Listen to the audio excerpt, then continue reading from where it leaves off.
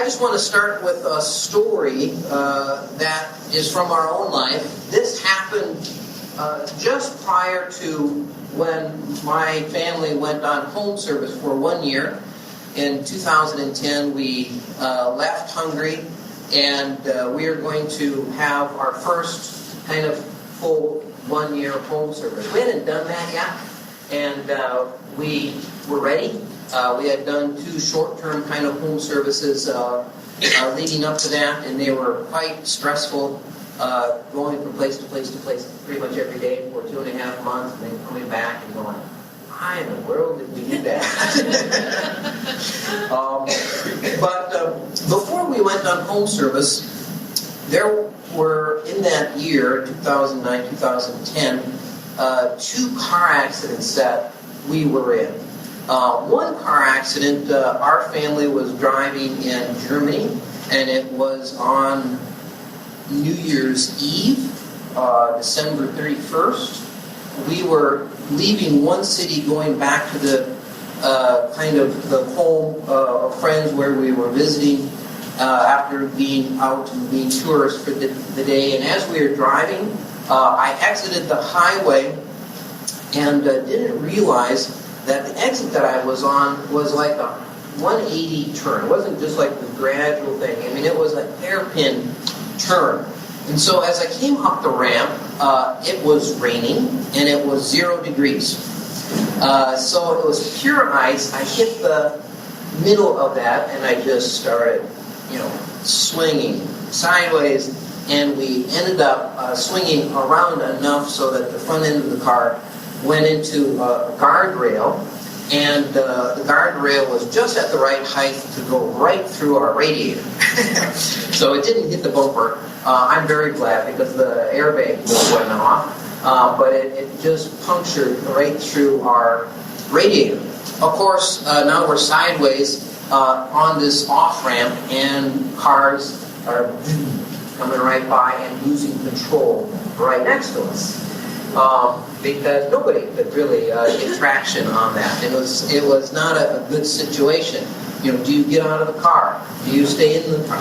How do you protect your family in that situation? So that was a stressful time. The next event that was also stressful for us was just my son and I. We were going to pick up a friend of mine that was coming from the United States. He was at the airport, and I said, Luke, let's get in the car, let's go to the airport and pick him up. So we were at a red light, and we had to be in the center turn lane, and we were turning left onto a busy boulevard. And while we were at that light, we were waiting. The light had turned, I believe, red. I started to go, and we were slammed into the back end of our car by another car that was going at a high rate of speed and was going to take that same corner, but had obviously not seen us, and they went right under our car. And so our car went, the back end went flying up in the air. Their car got wedged underneath our car, and they were not hurt, fortunately, the people in the car behind us. And, I asked Luke, was he hurt? He was in a child seat at that time, with a shoulder strap and things like that. And he said his neck hurt. And so what kind of came out of that is he had whiplash, from that accident. When I said, when you're hit in a car, your head goes forward and it hits backwards. And his head hit pretty hard, the back of that very hard child seat. So, we, of course, were concerned about him, but he physically recovered, and now we're on home service. And in the back of my mind, I'm thinking, I don't want to get a small car. We had to find a car when we got back. And I was able to look for a used car, and I bought the biggest used car I could get. I didn't want to be, in a low-sitting car again for a while. I felt, our whole family is going to be better off up off the ground. And SUVs, of course, are just normal, especially for where we live in northern Michigan. Well, that whole year goes by. My son seems to be quite fine. The day we come back from Hungary, or soon after, not exactly the day, but we're just back in Hungary, and my son is in the back seat. I'm pulling out of the driveway. And he said, "Dad, did you know that I can't look left or right when you turn?" And what do you mean? He goes, "Yeah, anytime you turn the car to the right or to the left, I can't look left or I can't look right." So, what do you mean you can't look? Because I just feel bad. So if he's looking out of the left view or the left side window or the right side window and the car is turning, he, in his words, feels very bad. I said, "Do you know why?" "No." So he had an implicit memory. We talked about that, right? There was an association in his mind between looking out side window and this instant anxiety reaction. But he had no explicit memory to explain, what's the connection between looking out the window and... I said, "Well, what do you do in this situation when you feel this?" He said, "I can only look straight out the windshield. If I look out the windshield, I'm okay." Well, I'm going to explain in this talk things that I did with him while we were driving right then in the car to help him. One of the things that I did, I said, "Son, do you remember when you started feeling this way?" "No." I said, "Do you remember being in a car accident with me?" "Yeah." "You remember that car accident we had in Germany?" "Yeah." I said, "What happened to the car when we were in those accidents?" He goes, "It was going sideways." So what were you doing when the car was going sideways? He said, "I was looking out the window." "Which window?" "This left one." And I said, "How did you feel when the car was going sideways and you were looking out that left window?" He goes, "Oh, I was scared. I could see other cars coming right at us."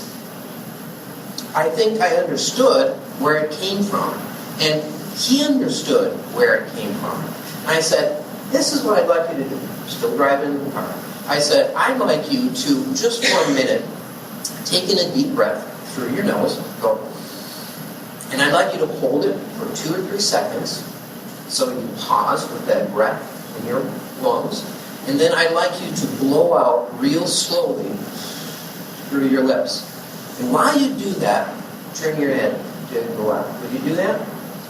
He did it. I said, "What did you feel?" "No, I didn't feel anything." Why? Because he now could associate a calm, physical body with turning his head to the left. And since that time, he has not ever had that symptom, again, of anxiety. There have been other situations like that our kids have experienced just because life is difficult at times.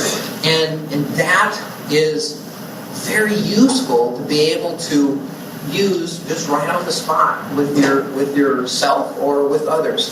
So I'm going to go through a talk today about anxiety. We're going to try to cover quite a bit of material. First, I just want to explain a little bit why anxiety happens. We struggle with our feelings and our emotions. And generally, our struggle is pictured in our mind like the struggle that a soldier would have on a battlefield, and that we're the good guy, and this emotion is the enemy, and we need to fight. We need to battle against it. So we battle against anxiety. We battle against stress. We battle against physical pain. We battle against an urge to, and you fill in the blank, whatever that compulsion, that desire, that thing that you're trying to cut out of your life because of, you say, my life would be better if I wasn't drinking so much coffee or what have you. And then we set up in our mind this classical situation of war. It's me against my thoughts. It's me against my feelings.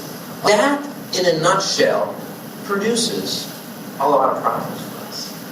So I'd like to give another way of thinking about how to live with these things. Just to give you an overview of how epidemic, you might say, emotional problems are. These are statistics from the United States. 30% of adults currently would be diagnosable of having some kind of psychiatric disorder. 50% of adults at some time will have anxiety, depression, panic, or some other kind of disorder at some time in their life. 80% of that 50 will have more than one disorder. 50% of adults at some point in their life will have suicide thoughts for up to 2 weeks. And medication for addressing just anxiety alone in the United States is a $10 billion a year business. Here's the picture that just grabs me. The water sampling. If you went to a stream, a pond, a river, a lake, and you took a sample of that fresh water in the United States, you know what would show up in there? Anti-anxiety medication. It is in our bodies eliminate, goes to the treatment plant, and it ends up in fish. You can find anxiety medication in fish. They're swimming a little slower these days, enjoying life. Not so worried about that pike that lives in the neighborhood. You know, that's shocking. Drug companies are producing 100 tons a year of pain medication. One specific type called oxytocin, which is a synthetic variant of heroin. And it's very effective, highly, highly addictive. There are drug clinics that are run legally in Florida. Busloads of people from all over the United States are going to these drug clinics and getting tons of this medication. So it's a huge, huge business. So when we think about anxiety, here's some ideas that I'd like you to start thinking about with me. One, anxiety is normal. Everyone has it. We can't get rid of it. We can avoid increasing it. Pain is different than suffering. Pain is, it depends on how we use these words. So suffering is a very important biblical word, and I don't want to minimize the emphasis of, we are called to suffer as Christians. Suffering has the word to carry along, that we have something that's heavy and we're carrying it with us. Well, when we experience pain, and it might be just a synonym for anxiety at this point, I think that is something that we can recognize, that we can see, but when we suffer, we start to battle with our pain. We start to try to avoid our pain. We start to try to control our pain. And when we start to do those things, we move from the category of experiencing something to really carrying it as a heavy, heavy burden that changes how we live our life. We don't have to identify with pain or anxiety. It doesn't have to become something that defines who we are. And anxiety, accepting it, is really a great step toward reducing it. So let me go over some of the things that we generally do, avoid and control, which creates, in this model, suffering. Well, the problem with avoidance, as we try to avoid a specific thought, and it might be a word. If I said yellow canary, and I said, don't think of yellow canary, whatever you do. Well, as soon as I say that, don't think of X, you think of X. Well, even if you thought of the opposite of X, well, the opposite is always related to what it's the opposite of, right? So for some people, they say, I can't be anxious. I can't be anxious. What's the opposite of anxiety? Relaxation. they get to a relaxed point and they, boom, have a panic attack. Why? Because conceptually, anxiety is linked to the opposite, which is relaxation. So we can get into these traps. It's when we work with avoidance as a means of managing anxiety, it's very similar to being on a little platform above a shark tank, and that platform could drop at any second. And a person is told, okay, you're hooked up to a polygraph, and as long as you remain calm, you're not going to drop. Well, how long are you going to stay there? No, I hope I don't get anxious. I hope I don't get anxious. And then pretty soon, boom, down they go. And that's the kind of trap that we are in. And language in our brain is very, very interesting. We can link together things that have absolutely no association with each other. And I just give you a language example. If I ask you, how is a pencil similar to paper? If you thought for a minute, you could come up with a few ways that a pencil is related to paper. And then if I said, well, how is paper different than pencil? And you could come up with a couple different ways. And if I said, how is paper apparent to pencil? The progenitor, the thing that comes before. And doesn't matter what thing I say, can you associate this with this? Your mind can come up with an association. And so when you see people who struggle with anxiety and they can't do a very specific thing, and that very specific thing is some very abstract, unrelated thing to any of the rest of their life, you think, where in the world did that come from? Through those associations that person has made in their mind, that link all the way from where this started to that. Not too different than my son saying, I can't pull a web. Nothing wrong, nothing painful, nothing, in his mind was associated with that, but he wasn't able to. Well, what we generally do is feel that when we have these anxious thoughts, feelings, that we need to fight against them. And that sets up this sense of there's a tug of war. We picture our mind as like a chessboard, and we're the white players and the thoughts are the black players, and we have to fight against them. And besides medication, there are all kinds of things that we can use to help combat feeling stressed or feeling anxious or feeling upset. And if you have your own self-awareness, those kinds of things that you have done or used to try to reduce an upset feeling. Some of them are harmless, some of them are helpful. Going for a walk. I grew up, we had saunas in every home, and sauna's a great thing if you're stressed. Sitting there and it's 140 degrees, and whatever you were thinking about, it's gone. You're just like, I just hope I survive this. Very hot. And those are good things. Playing cards, talking with a friend. But there are things that we then end up associating. I have to do this in order to control that. Well, now they're linked. And then we become more and more obsessive about needing to do that. So somebody that has a disorder called obsessive compulsive disorder, they have the same kind of odd thoughts or fears or anxieties that you and I do. They just spend a whole lot of energy trying to avoid it or trying to control it.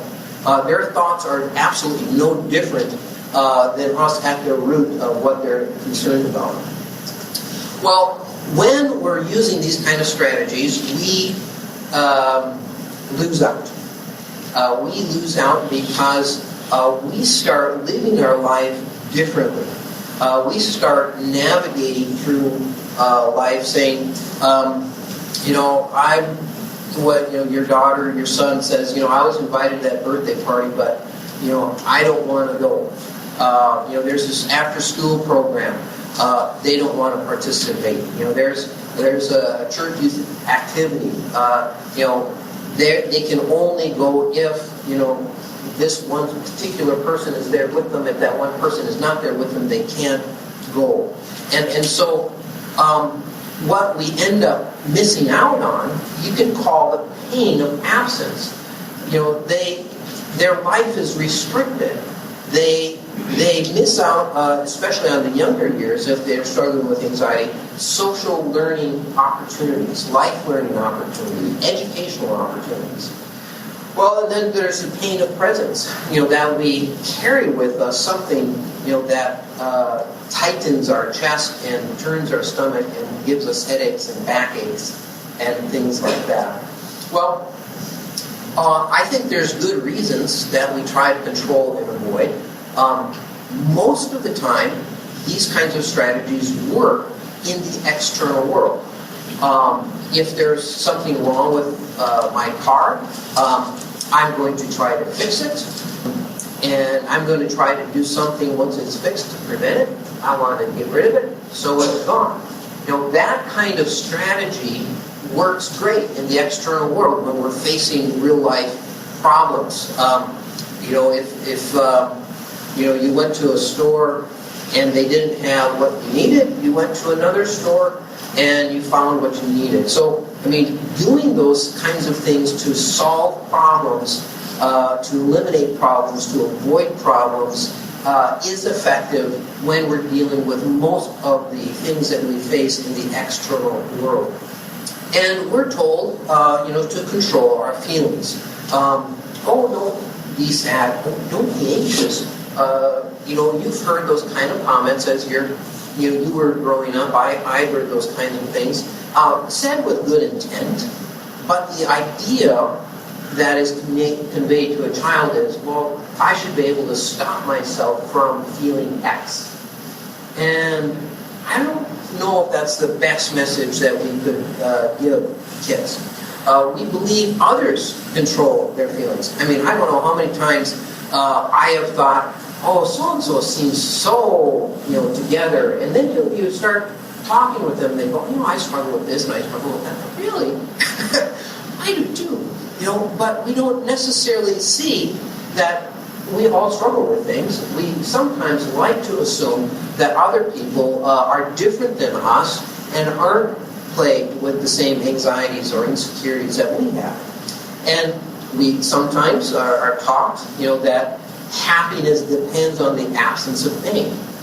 Why are these, drug manufacturers so effective in marketing? You get rid of this and you'll be happy. And that's a great marketing strategy.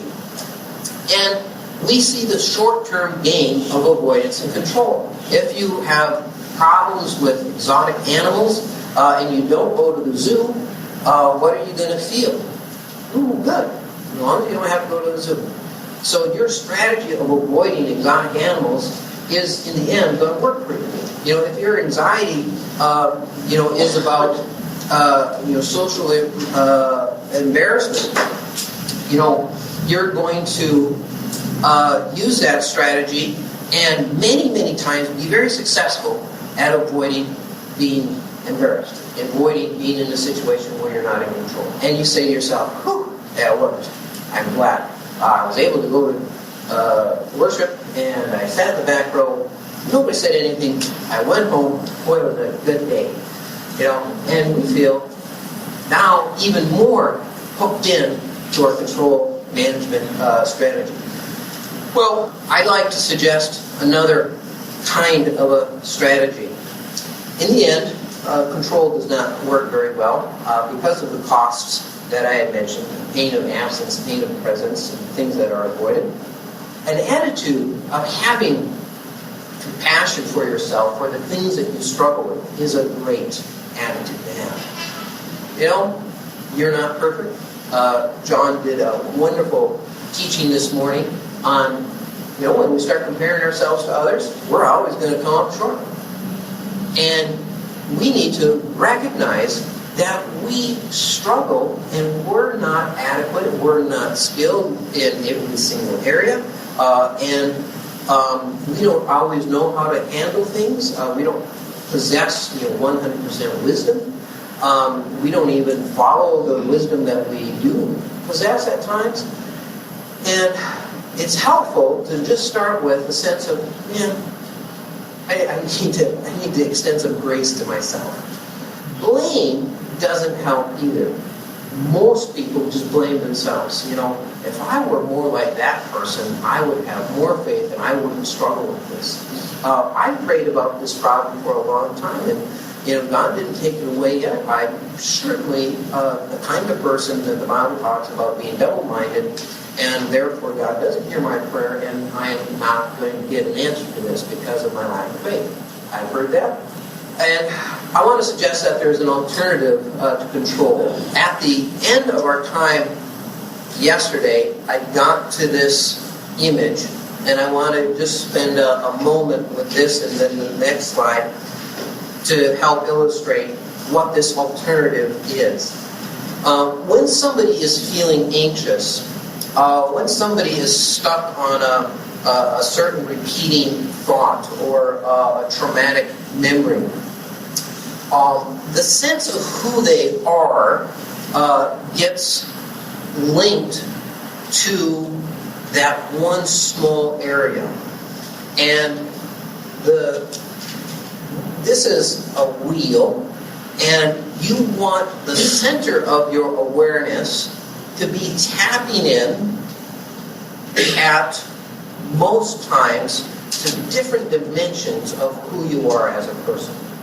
And what happens when you're not integrated or tapped in to these different areas in an equivalent way? Well, we get stuck on the rim. You can draw a circle for one of your children that is struggling and put this image down and say, when you're feeling this thing that you're struggling with, the only thing that you're aware of at that moment is what? Oh, this anxiety that I have, this memory that I have, this fear that I have. Okay? I'll give you now a quiz. A child is sleeping in their own child bedroom, and they lay on their bed, they look above their bed, and above their bed is a ceiling fan. And the ceiling fan during warmer days is spinning slowly and produces a nice breeze in the room. One day, the boy says to his parents, I don't like that fan. Why? I don't know. What if it falls on me? What's your first reaction? It's going to fall on me. What's the first thing, as a parent, you're going to say? Not going to fall. That's typical. I mean, if we do that, now, let's say that your reassurance is heard that first night, second night, third night, and they're like, no, it's something, it's going to chop me up. They just saw some scary, mildly movie. They were watching, some movie at somebody else's house. This always happens to us. They're not at our house. At somebody else's house. They come home. Oh my goodness! Like all three. So, now I have this image of Darth Vader slicing somebody up, and they think of those blades as lasers, and now that's in their mind. And so you could go to route B. Route B is, I'll show you, I'll give you evidence. You get a ladder and you go up there and you shake it and you say, it's secure, it's not going to fall. Trust me. So you could do the reassurance route. What would be another alternative? They're now not sleeping, they're waking you up throughout the night, you're getting more frustrated, and the child says, not sleeping. What else could you do? You could rearrange the room. You could get them another room. You could get an electrician to come to the house, right? And take the fan down. All right? That's an alternative. Not the best alternative, right? You want them somehow to be able to process this. How do we do that? Well, think of these little words that go with the word sift. When we sift something, we have a grid, mesh wire or something like that, and we drop in some stones and some gravel and some sand, shake it around, and things settle differently. Well, you're going to teach your child how to sift for what's going on. You're going to ask them, well, when you're laying there, what happens in your body? What do you feel? You're going to ask them, well, what image comes to your mind when you're experiencing that? What feelings do you have? What thoughts come to your mind? Okay? So what you're helping them do when you explore that, you're helping them expand their awareness from one small area to other areas around that circle. You're helping them move out from that rim back out to the middle. And it doesn't matter that you're actually just more clearly not illustrating, but describing what that experience is. You want them to be able to put names on everything that comes to their mind. You want everything that they feel, every body sensation.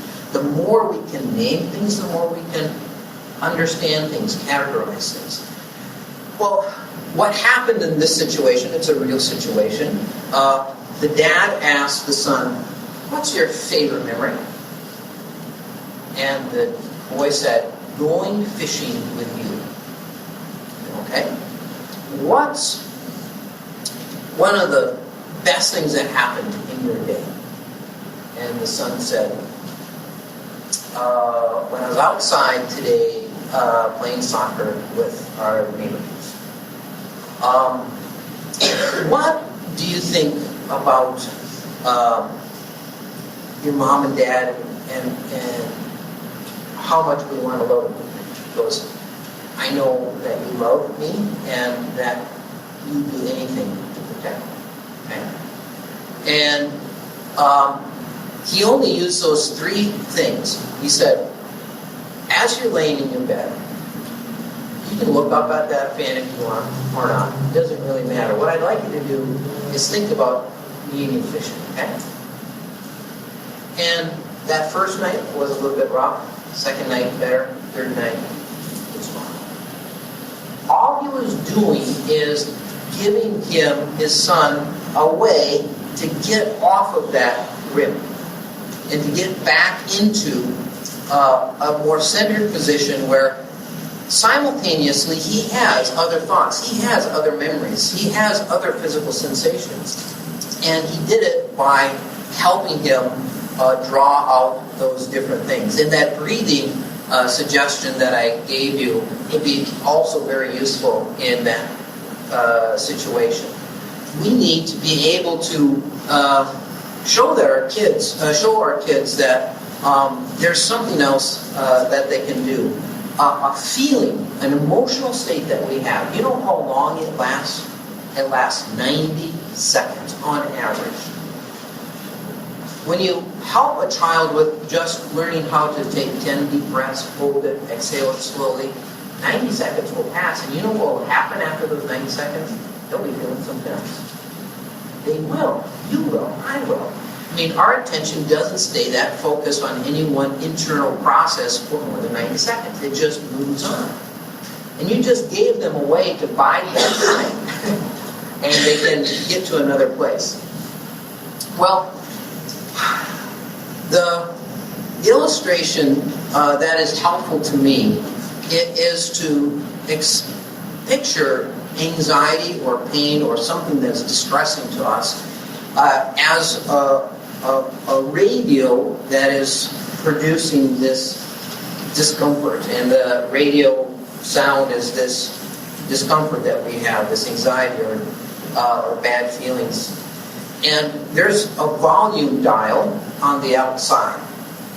But the problem with this volume dial is that it's broken. You know, it's there. We can spin it, but it really doesn't impact how intense that volume is. And like most people, even though we try to turn that volume down, we try and we try and we try, it doesn't work. It's similar in, I think, how we often are trying to solve problems in a marriage relationship. I tried to get my spouse's attention by doing this. It didn't work that time. I'll try it again. I'll try it again. And we get into this crazy cycle. In that crazy cycle, we just stay in, for the longest time. And we keep hoping that, this next time, that will bring about change in my spouse. So really respond to me this time. Well, the volume dial on this, the pain volume, anxiety volume, it's there. It looks like we can do something with it. We can play with it, manipulate it, but in the end, the volume stays the same.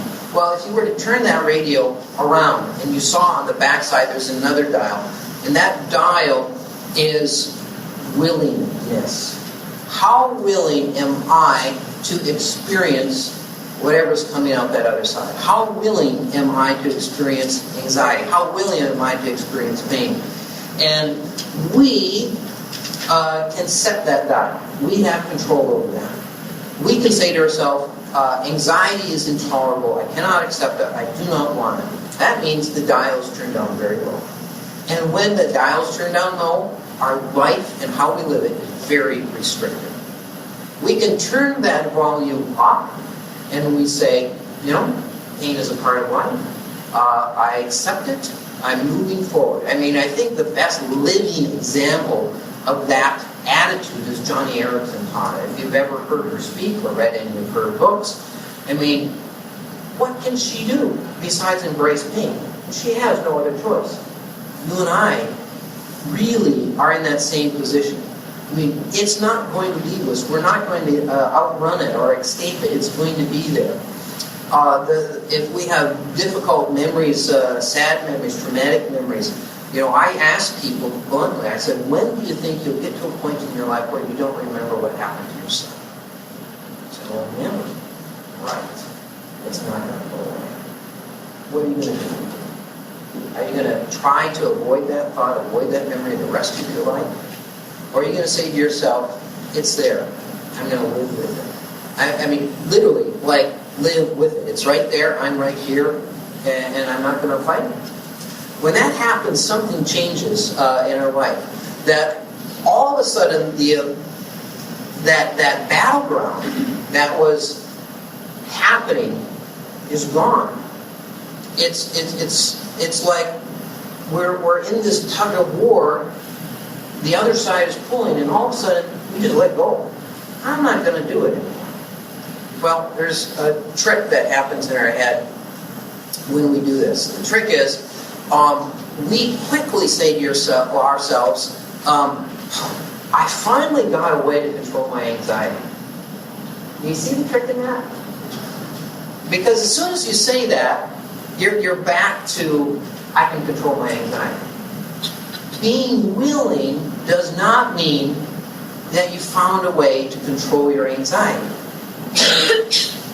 Then a person starts trying to implement some of these ideas and be more accepting of what they're feeling. And then they start evaluating themselves. I'm doing pretty good at this. Why does that matter? As soon as you start evaluating yourself, how well you're doing, how poorly you're doing, you're still back in that same mode of thinking that we're in control. And then our mind will tell us at times, this idea of letting go and not fighting against us, not fighting against these thoughts, that's impossible. And if you hear your mind saying that, all you need is to get back into that willingness posture, acceptance posture, to say, thank you, I heard you, I'm going on.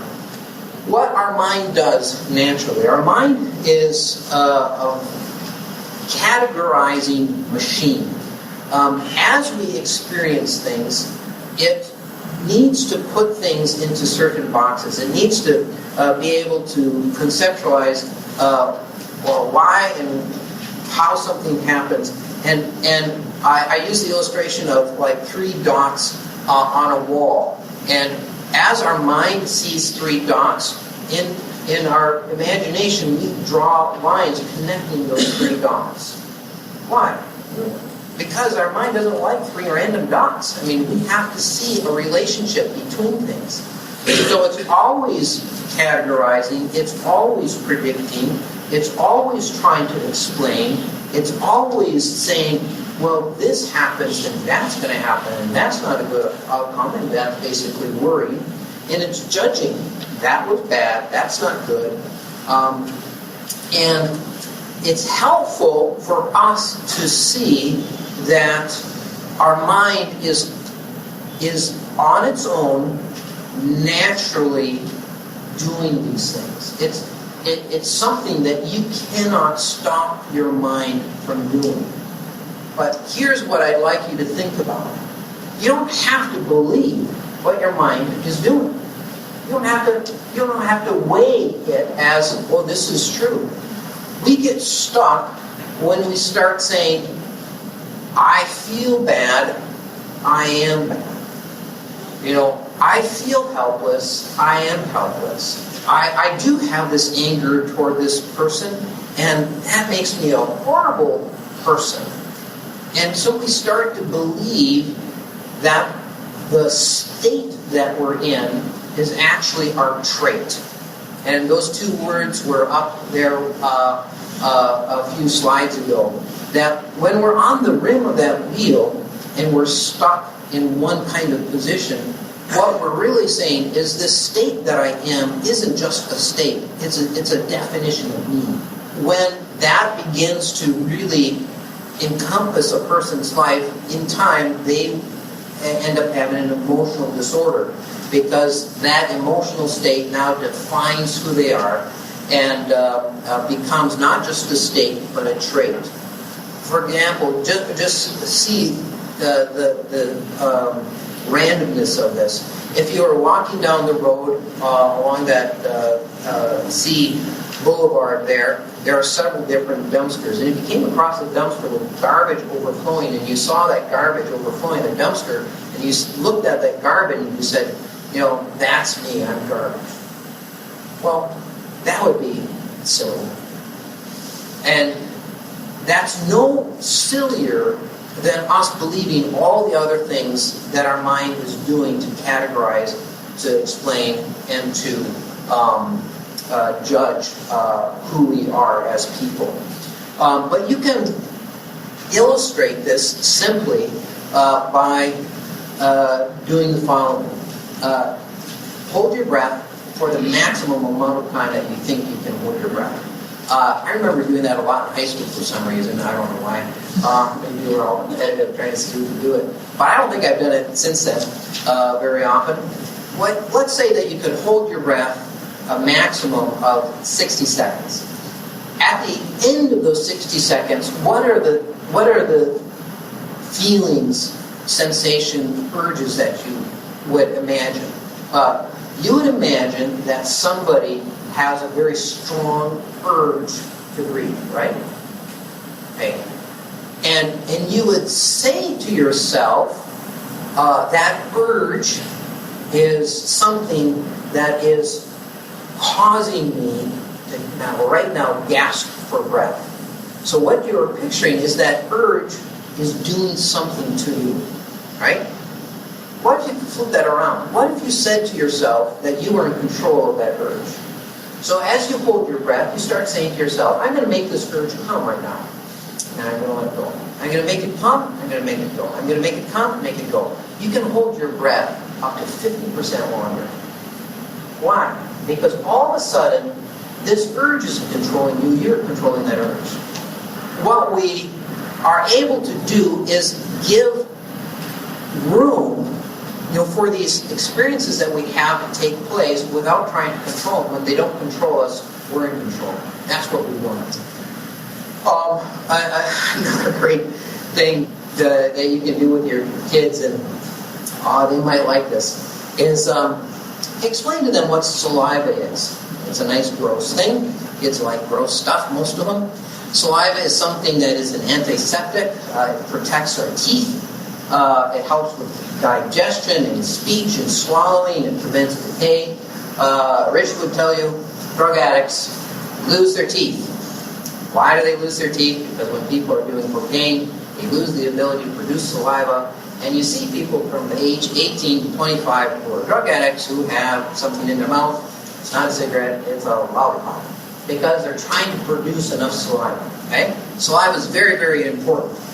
Well, one of the things that you could explain to your child, you say, what if this is how it works? We swallow gallons and gallons of saliva almost every day.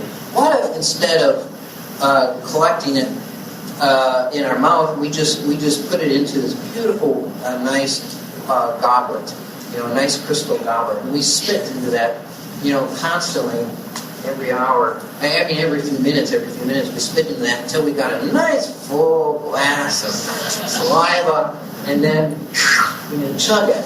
Now, if you have that reaction, which I do as well, what happens is you are out there at the rim of the wheel, aren't you? Because you're feeling what you're imagining. And what you want your children to learn how to do is not experience life through their feelings or through their thoughts. You want to have them see life from the perspective of their thoughts and feelings. So cognitive fusion is when we treat our thoughts as true. So you could vividly imagine this goblet of saliva going down, and you're right there.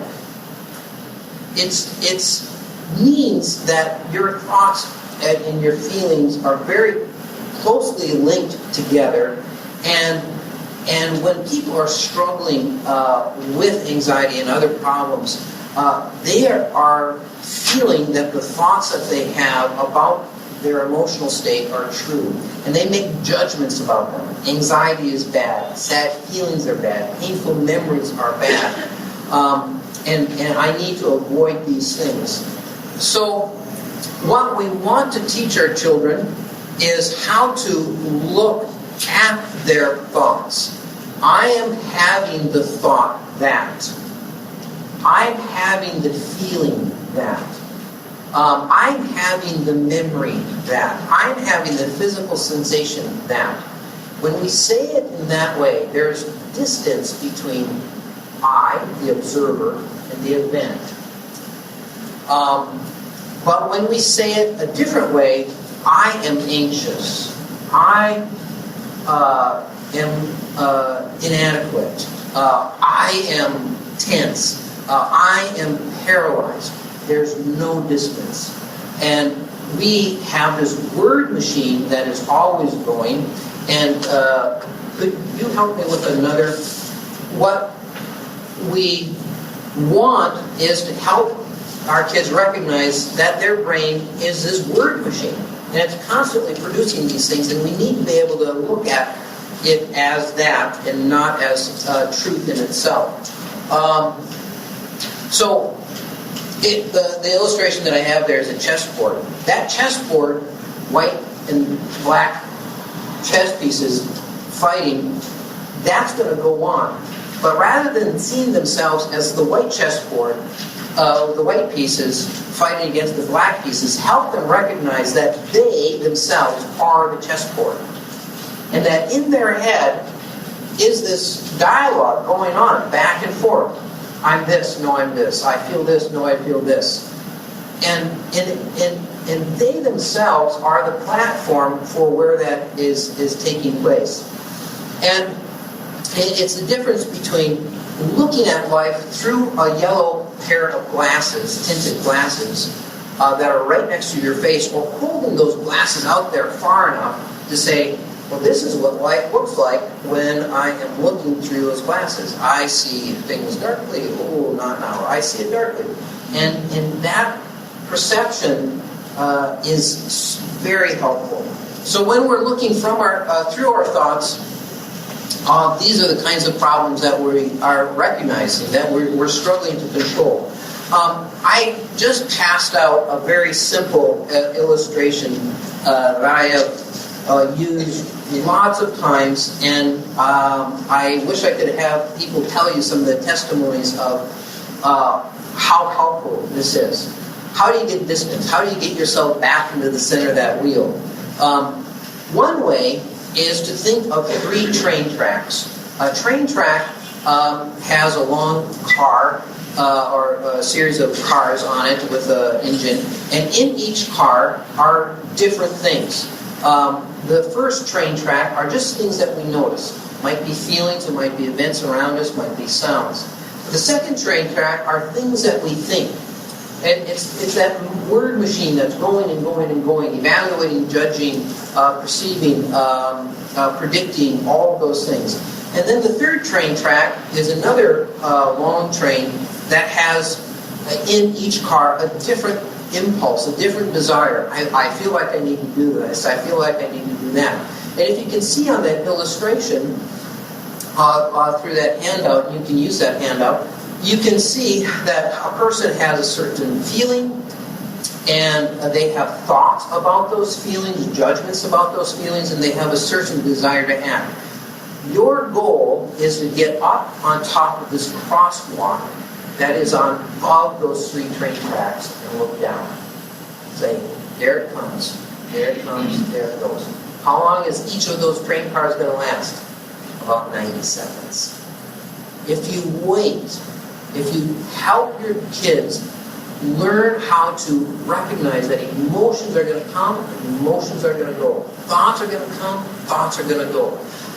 You will really help them move forward. I'll just close with this. Heading in a different direction.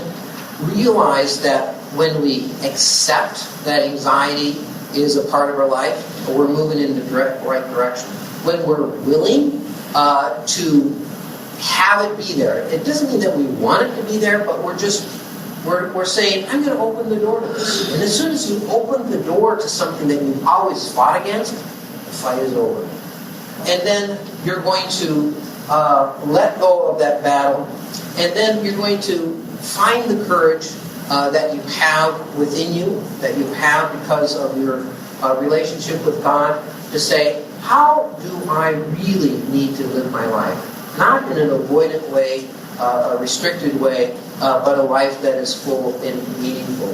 And at this point, I help people, as John was talking about this morning, really to define what their life is all about. What values do you have? What direction are you going? And you want to help your kids. Values are kind of like a compass or a gravity that's pulling us in a direction. That's a hard concept for kids to think about, but because they don't have that sense of being able to think far into the future yet. But you can help them think about character. What character do you want them to have? What character do they want to have? They want to be faithful. They want to be a good friend. They want to be helpful and help them move in the direction of living consistently with the character that they have. And we have all kinds of guidance from Scripture to do that.